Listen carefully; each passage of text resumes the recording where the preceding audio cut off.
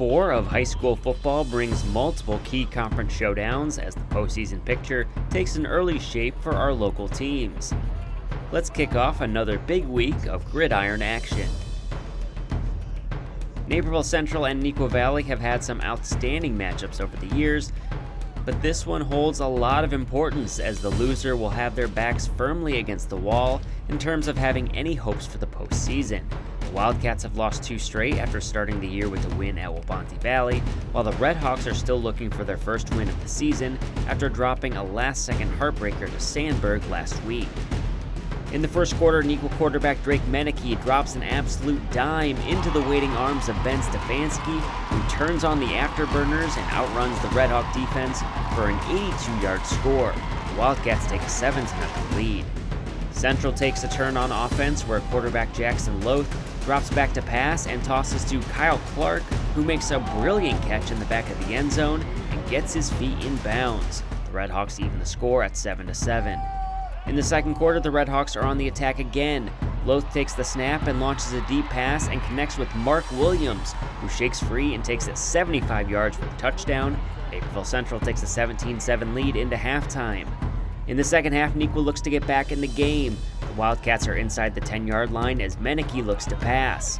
He takes off to his left and sprints for the pylon, reaching the ball to get across the goal line for the score. Neuqua trails 17-14 with another quarter to play.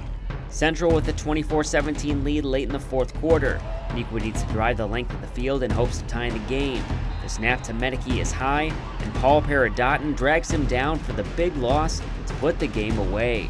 Naperville Central has its first win of the year by the score of 24-17 over Neuqua Valley. Naperville North heads to Homewood-Flossmoor, returning to the scene of one of the most thrilling football games in all of IHSA last fall.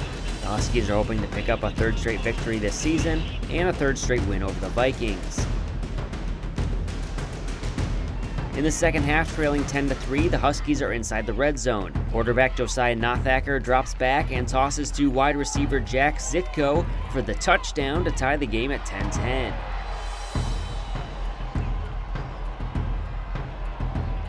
After a stalled drive, North is forced to punt the ball away deep in its own territory.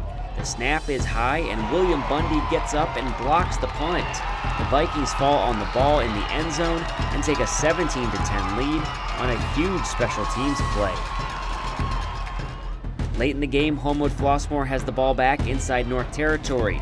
A quick pass goes to Miles Ellis, who jukes several Husky defenders before taking the ball 48 yards for the game-sealing touchdown.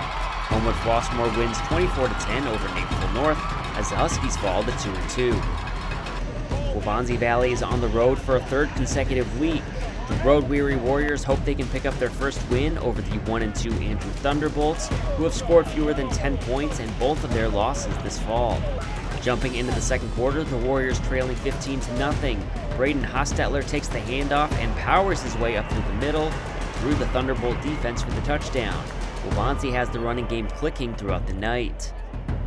In the second half, trailing 29-7, Ishmaiah Elliott takes the ball up the middle and keeps fighting through would-be tacklers.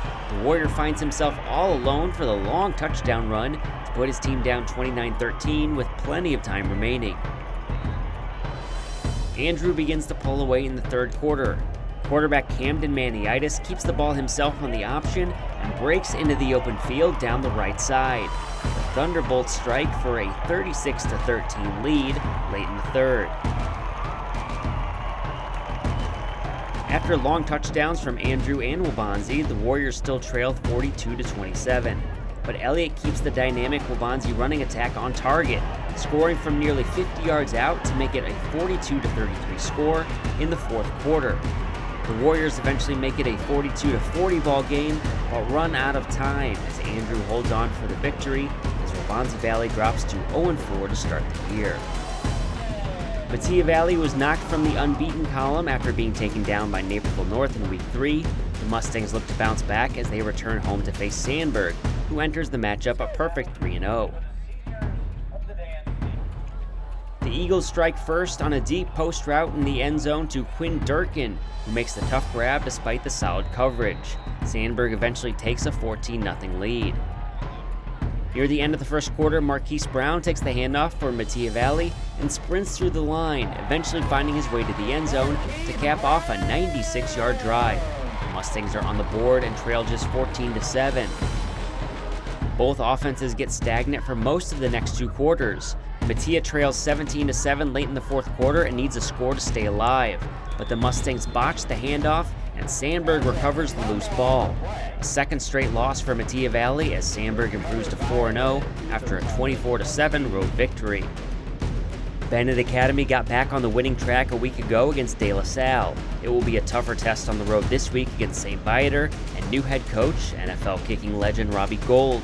The Lions are 1-2 but have scored only 7 points in the last 2 weeks combined. It does not take long for the Lions to reach that mark in this game. Dylan Molina gets open in the end zone from Joey Lamp-Pignano as St. Viator goes up 7-0. With the game tied 7-7 in the second half, Benet receiver Luke Doyle takes matters into his own hands. He fields the Lions' punt at his own 35 and sprints towards the sideline. Doyle finds some room and outruns the coverage team 65 yards for the go-ahead touchdown. Red Wings go up 14-7. The Red Wings lead by the same score in the fourth quarter when Doyle makes his presence felt once again. Fielding another punt near midfield, he gets a block and heads downfield with a head of steam. He's brought down inside the 10, capping off an incredible special teams performance from Doyle.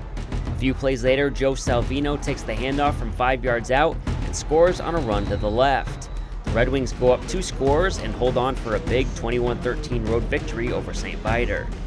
Benet Academy stands above the local teams with a record of 3-1, just 2 victories shy of playoff eligibility for a second straight season. After that, Naperville North and Metea Valley sit at 2-2, with Naperville Central and Neuqua Valley still in need of multiple victories at 1-3. Next week, Neuqua Valley plays its third DuPage Valley foe of the early season as the Wildcats host Metea Valley. Naperville North returns home to welcome Lockport. Waubonsie Valley is finally back on its home turf to face Lincoln Way West. Naperville Central will host the juggernaut that is Lincoln Way East. Speaking of juggernauts, Benet Academy is back at Benedictine to face Mount Carmel. That wraps up Week 4 of Football Friday. Another big week awaits as the regular season crosses the midway point. I'm Justin Cornwell. Thanks for watching.